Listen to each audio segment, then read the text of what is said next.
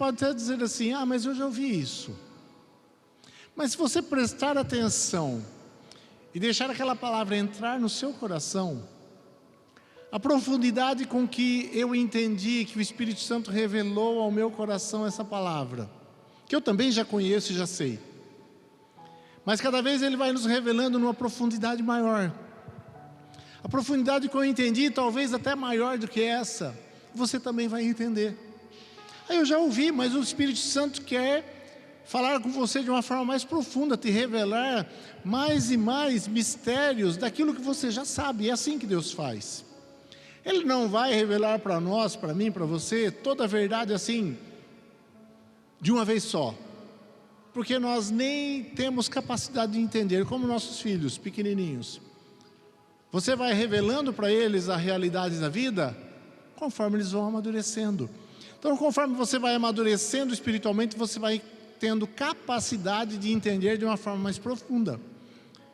E talvez também hoje, você fala assim: nossa, mas eu achei ainda que foi... eu não entendi tão profundo. Mas guarda no seu coração. Guarda em 1 semana, 2 semanas.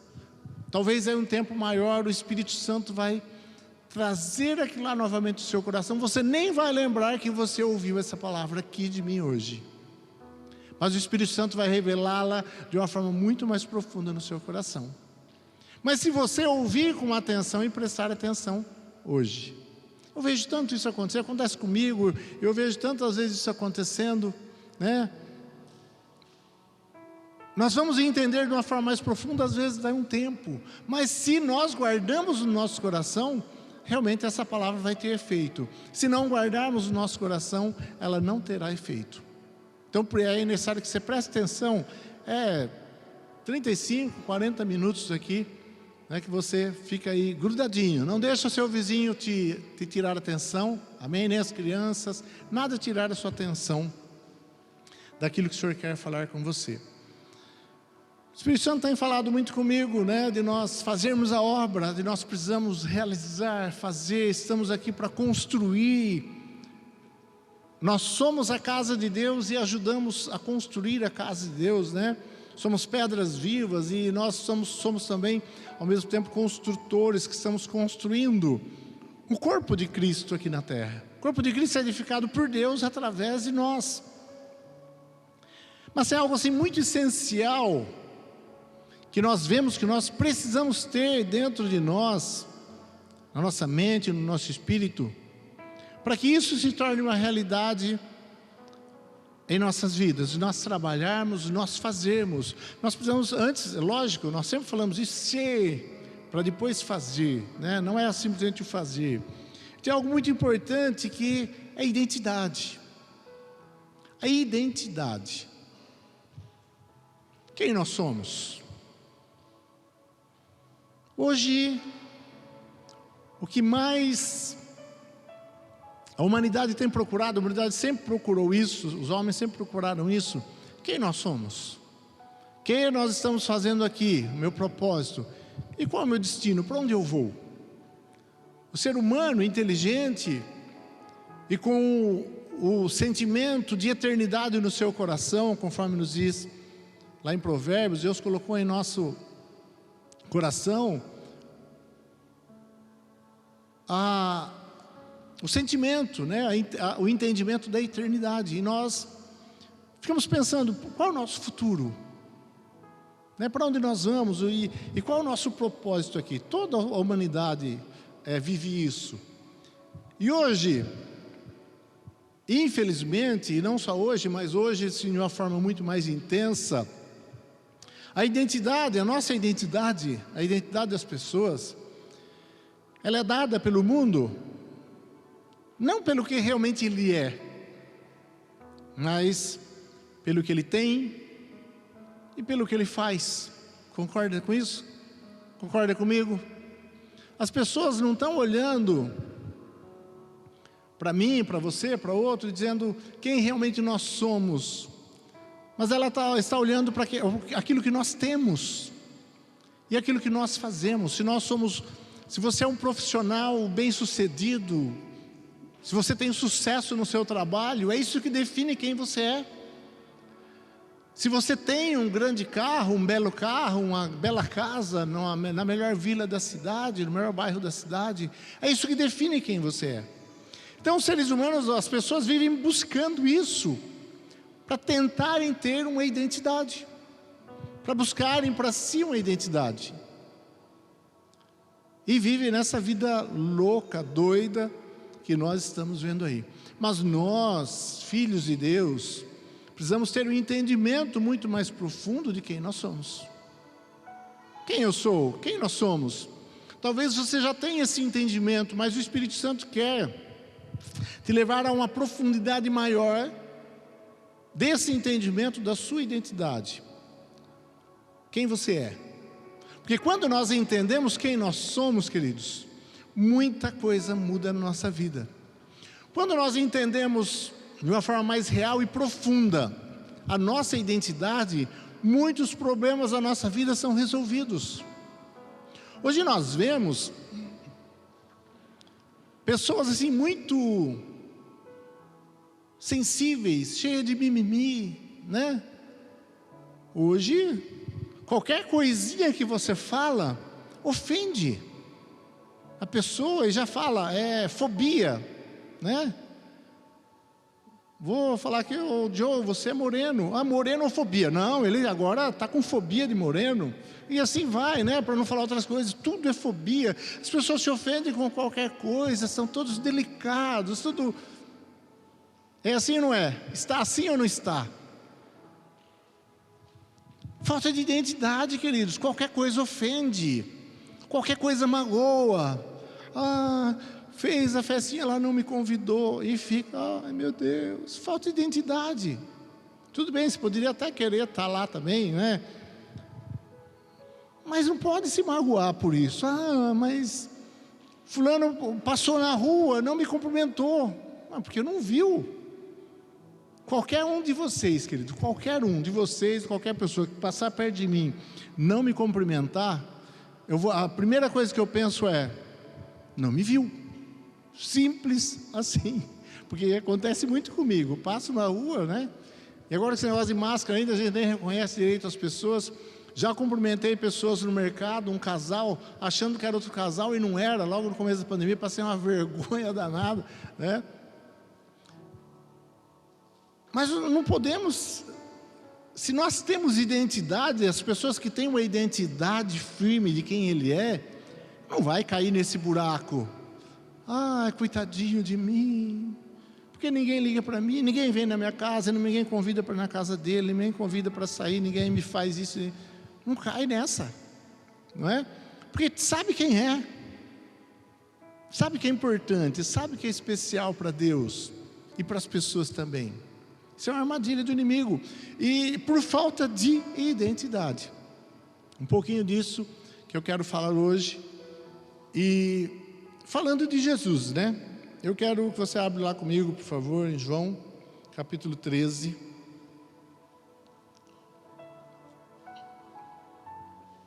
Versículo 1 ao 5.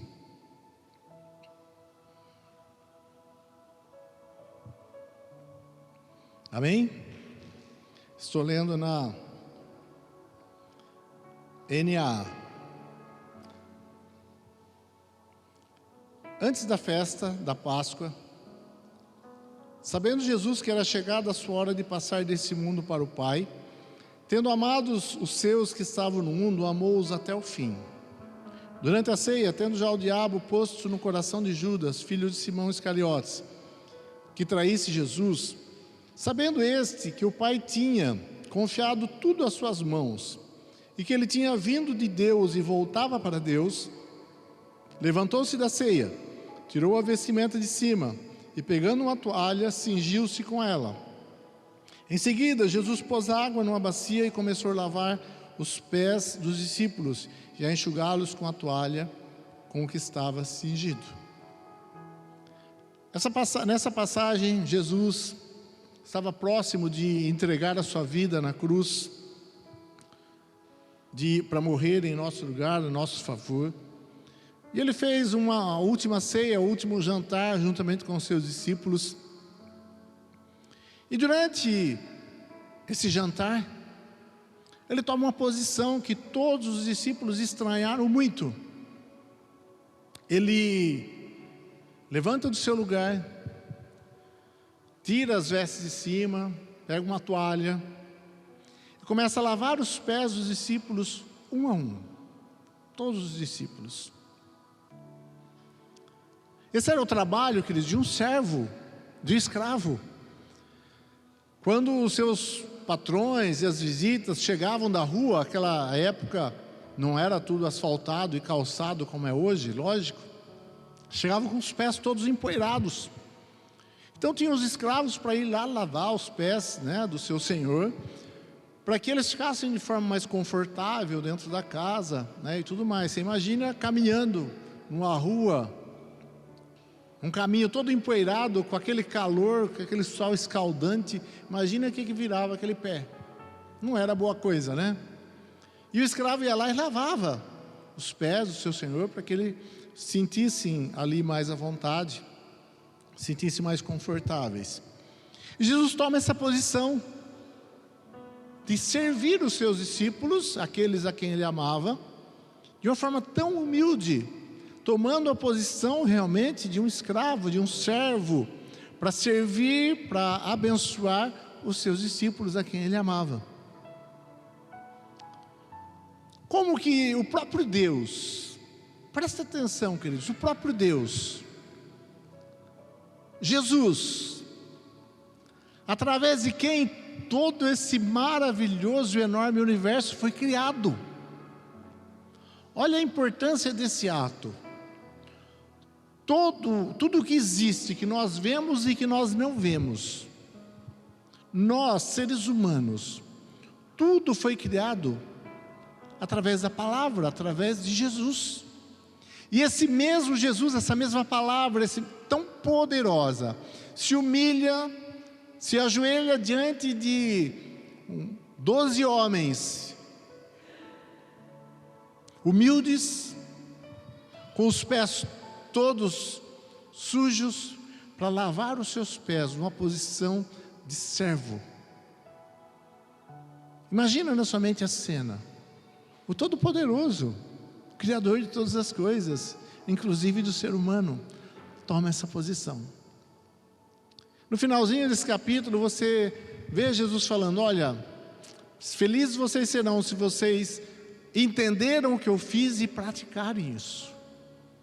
Servir ao seu irmão, humilhar-se e servir ao seu irmão, isso que nós temos falado aqui. Você trabalhar, e trabalhar na obra de Deus, no reino de Deus, traduz-se simplesmente em servir ao seu irmão, e ser humilde, e se colocar numa posição de humilde, e servir, e não de ser servido.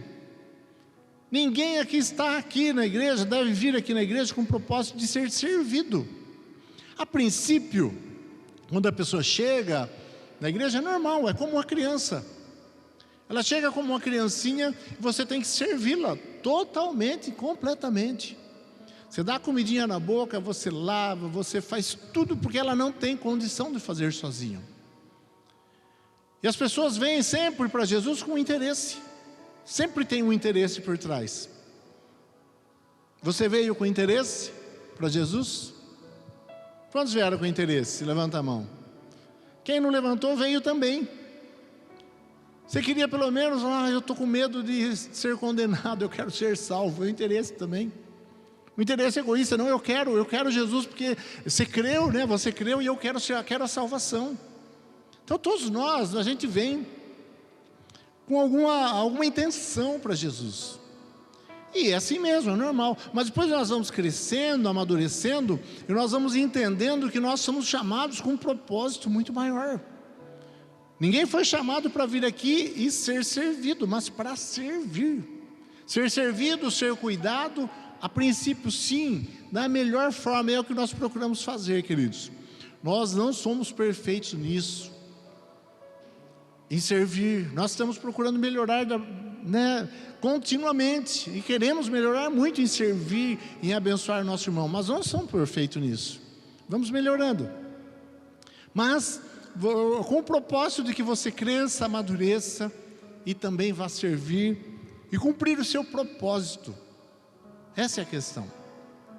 Nós vemos aqui Jesus então fazendo algo para chamar a nossa atenção, para mostrar para mim e para você o nosso propósito.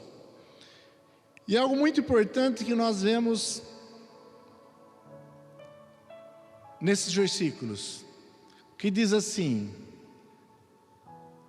sabendo que o Pai tinha confiado tudo em suas mãos, sabendo que o Pai tinha confiado tudo em suas mãos, e que tinha vindo de Deus e voltava para Deus.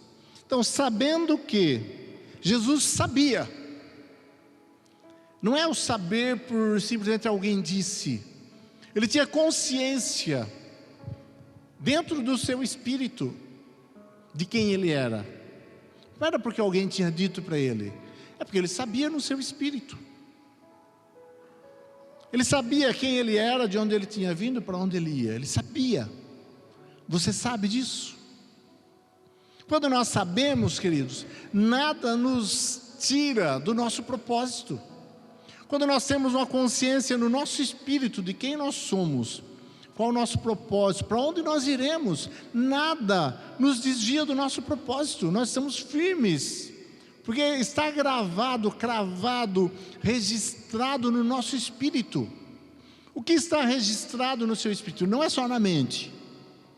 Eu conheço, eu sei, então eu conheço mentalmente. Eu tenho esse conhecimento, que eu sou filho de Deus, que eu estou fazendo aqui, para onde eu vou. Ou na alma, eu sinto isso, eu sinto assim um arrepio que me faz ter certeza que eu sou filho de Deus. Sinto uma emoção que me faz ter certeza do meu propósito. Não é isso.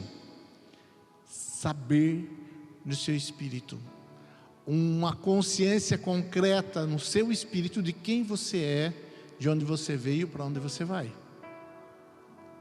Jesus sabia de onde ele tinha vindo e para onde ele ia. Tinha vindo de Deus e voltava para Deus. Quer dizer, amados, Jesus, ele sabia da sua origem. Ele sabia da sua origem. Qual é a sua origem? De onde você veio? De quem você nasceu? Trazendo para a identidade nossa aqui, terrena, a Letícia, o Lucas, sempre nossos exemplos, né? Eles amam. Eles têm uma origem. A origem deles sou eu e a Flávia. Tem pais. Eu e a Flávia demos origem para eles. No nosso amor nós demos origem para eles. Eu dei para eles um nome.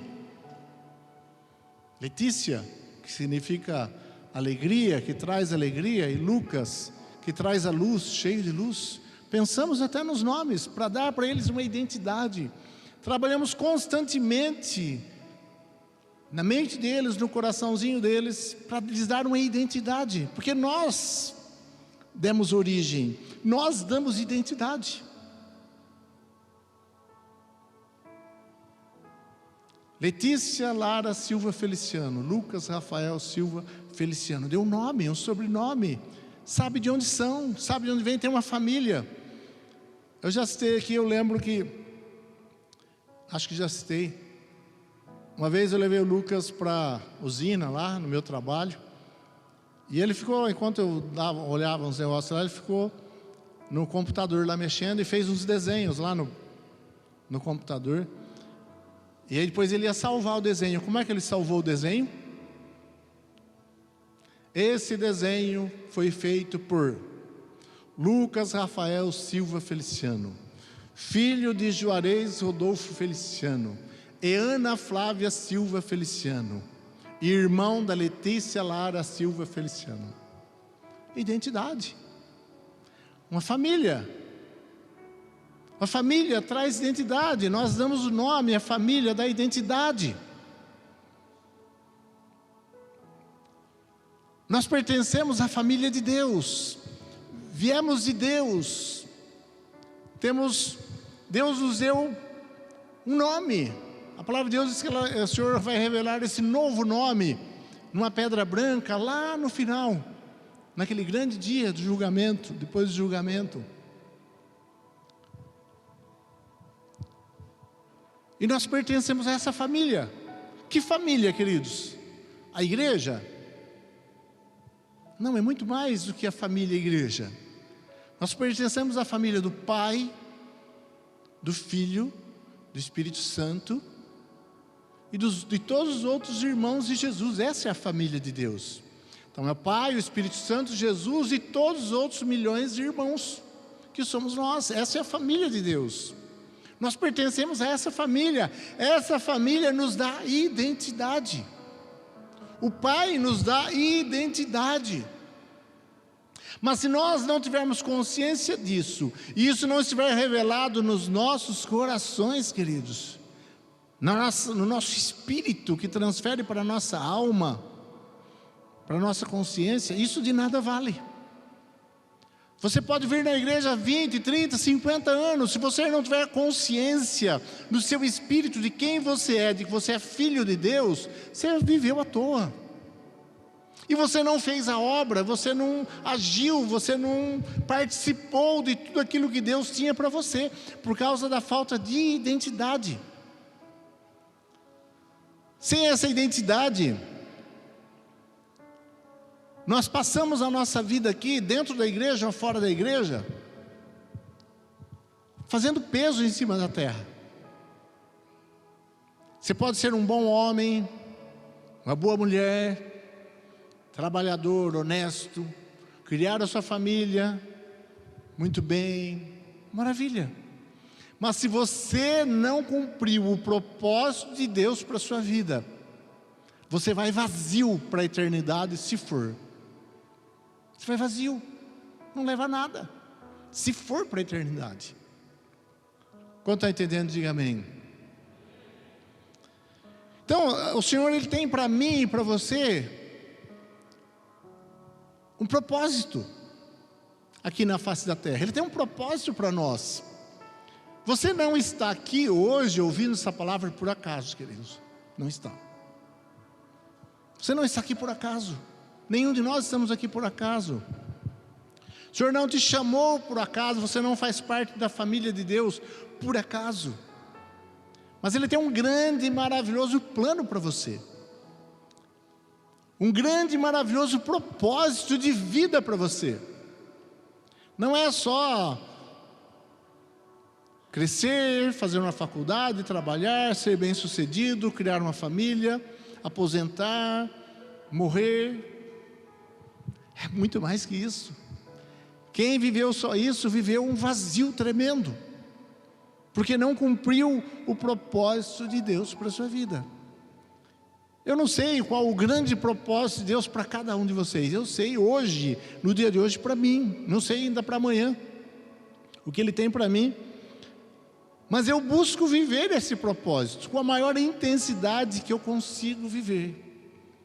Porque eu sei que isso realmente é o que vale a pena eu estar vivendo. O propósito de Deus para mim como pai, como esposo, como pastor, como líder, como discipulador e tudo mais. Dentro da sociedade, eu só vou conseguir cumprir esse propósito se eu souber, tiver consciência da minha origem e do meu destino. Então, a minha origem, queridos, se eu tenho certeza da minha origem, de onde eu vim, isso me dá um propósito. Isso me faz viver um propósito e vai me levar a um destino. E o que diz? Jesus, Ele tinha vindo de Deus, e Ele voltava para onde? Para onde Ele voltava? Ele veio de Deus e volta para onde? Vamos ver, quem entendeu? Ele veio de Deus e volta para onde? Para Deus. Ele veio de Deus e volta para Deus. Nós viemos de Deus e nós vamos voltar para onde? Para Deus. Isso é tremendo. Isso é maravilhoso. Não podemos de forma alguma perder o nosso tempo, amados, com besteiras desse mundo. Não podemos focar a nossa vida nas coisas desse mundo. Você tem que trabalhar, você tem que estudar, você tem que ganhar o seu sustento. Mas eu não posso estar focado nisso. Isso não é o propósito da minha existência. Não é propósito. O propósito é eu fazer a obra do reino de Deus. Esse é o propósito da existência de todo o ser humano. Fazer parte desse corpo, fazer parte de Deus, entender que Deus é sua origem, cumprir o propósito dele para você. E só você vai saber, vai entender esse propósito. Eu não posso falar para você o seu propósito.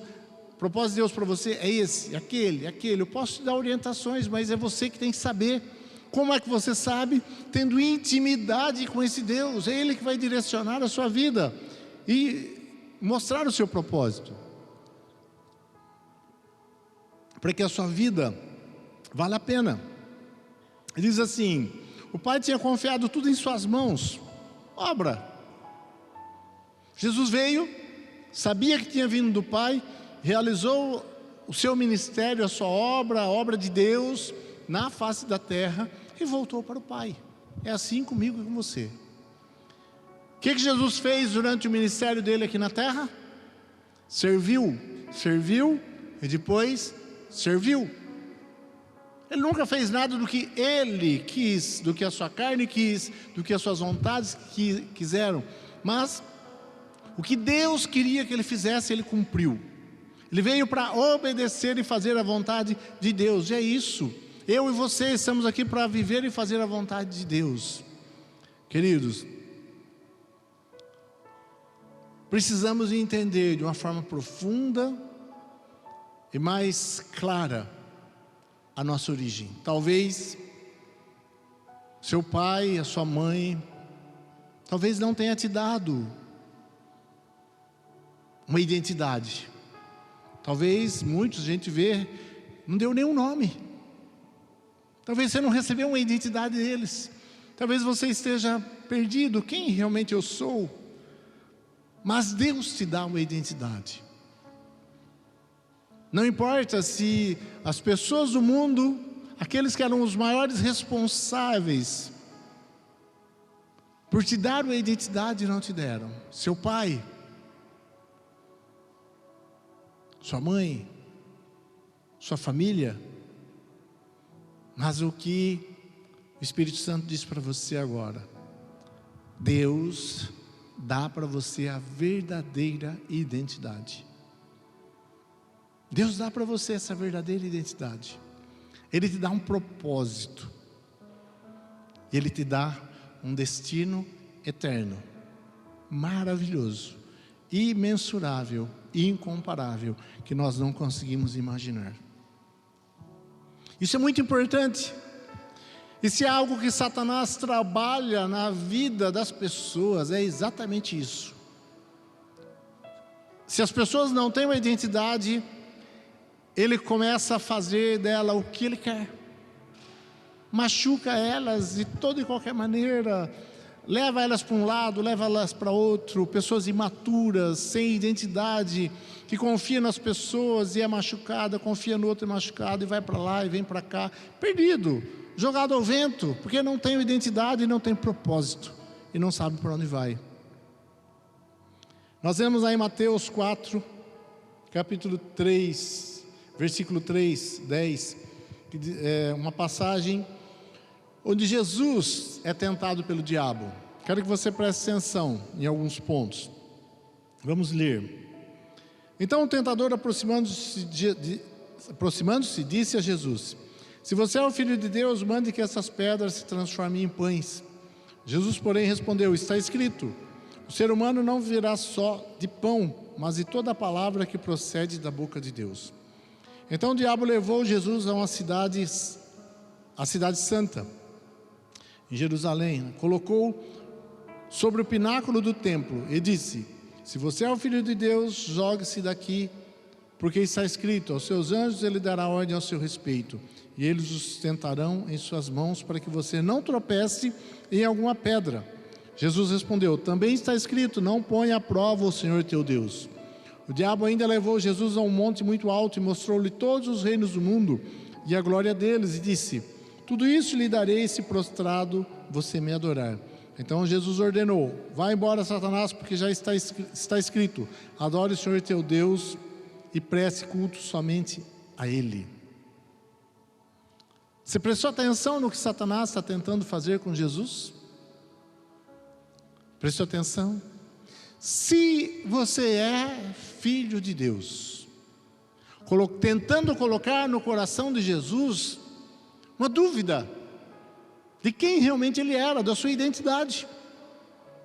E não é isso que ele ainda hoje, ele não é criativo, ele fica sempre agindo da mesma forma. Não é isso que constantemente ele procura fazer conosco? Tem procurado fazer com você? Eu sei que tem.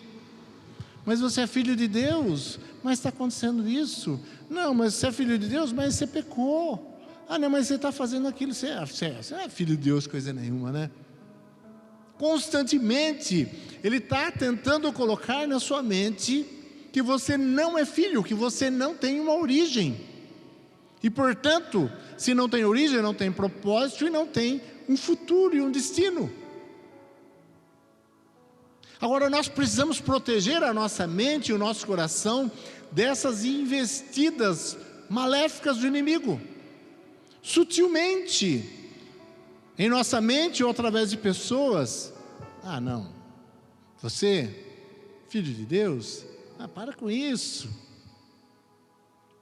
Sutilmente ele vem falar na nossa mente, no nosso coração, tentando tirar de nós a convicção de quem nós somos. Porque um povo, uma igreja, um povo sem identidade não é nada. É derrotado e é enganado pelo inimigo facilmente, porque não tem identidade. Se tu és o Filho de Deus, então manda que essas pedras se transformem em pães. Jesus tinha poder para transformar as pedras em pães? Tinha ou não tinha? Tinha? Tinha. Ele transformou. Ele fez 5 pães virar milhares de pães. Tinha esse poder, tinha essa autoridade. Era uma coisa boa, ele estava com fome, era algo, vamos dizer assim, dentro da legalidade. Ele estava com fome, era algo bom. Mas se ele estivesse fazendo aquilo simplesmente para provar para si mesmo, porque não era para Satanás que ele tinha que provar, Satanás sabia que ele era filho de Deus, provar para si mesmo que ele era o filho de Deus, aí então veio a dúvida. Aí então ele seria presa fácil do inimigo. Por isso que ele não fez e não obedeceu. Satanás, ele não transformou as pedras em pães, porque ele não tinha dúvida. Eu não preciso que um milagre aconteça na minha vida para que eu me sinta filho de Deus. De repente o Senhor pode não fazer o grande milagre que você sempre quis, mas não é porque Ele não te ama, e não é porque Ele não podia fazer, é porque não seria bom para você. Muitas das nossas orações, às vezes Deus não atende no momento, demora muito para atender, e algumas Ele nem atende, porque aquilo não é bom para nós, apesar de ser algo dentro da legalidade, algo legítimo. Deus não faz, porque Ele faz aquilo que nos abençoa. E como é que Jesus venceu essas investidas do inimigo contra a sua identidade? Você percebeu? Como é que Ele venceu? A palavra. Então Ele tinha conhecimento da palavra, e Ele disse: está escrito, está escrito, está escrito. Então eu digo para você, você pode garantir para você, para o seu coração, para o seu interior, para o inimigo, para quem quer que seja, que você é filho de Deus. Sabe por quê? Porque está escrito. E a palavra de Deus é a verdade e ponto. Está escrito. Quando você se entrega ao Senhor Jesus, quando você faz uma aliança com o Todo-Poderoso, através de Cristo na cruz, você se torna filho de Deus. Então você ainda tem uma origem. Quando você se entrega ao Senhor para obedecê-lo, para fazer com Ele uma aliança, você é filho de Deus. E a palavra de Deus garante isso. Então está escrito, você é, ponto final. Ninguém pode colocar essa dúvida no seu coração. Você é filho. E tem que viver como filho. E tem que sentir-se como filho. E tem que praticar as obras de um filho de Deus. E tem que andar nessa terra como filho de Deus. Porque a palavra de Deus diz, você é filho. Lá em João 8,32, Jesus falando para alguns judeus que tinham crido nele: vocês conhecerão a verdade. Se vocês permanecerem no meu ensino, naquilo que eu tenho falado para vocês, vocês conhecerão a verdade, e a verdade vai libertar vocês. Libertar do que, queridos? Libertar do que? Libertar da ignorância de quem eles eram, da sua identidade. E assim deixarem de ser presa fácil para o inimigo, de estar amarrado pelo inimigo. Então todos os dias você tem que conhecer essa palavra. Por isso que nós insistimos em você estudar, em você meditar na palavra de Deus. Porque se você não conhece a palavra, como é que você vai rebater o inimigo? Como é que você vai citar algum versículo para dizer para ele: não, a Bíblia diz que eu sou filho, e ponto final, se você não conhece a palavra? Então é muito importante você ouvir, você meditar, você estudar a palavra de Deus, porque nela você tem a garantia, e com ela você pode rebater os ataques do inimigo, que através de situações e palavras vão dizer para você que você não é filho. Os filhos de Deus, digam aleluia.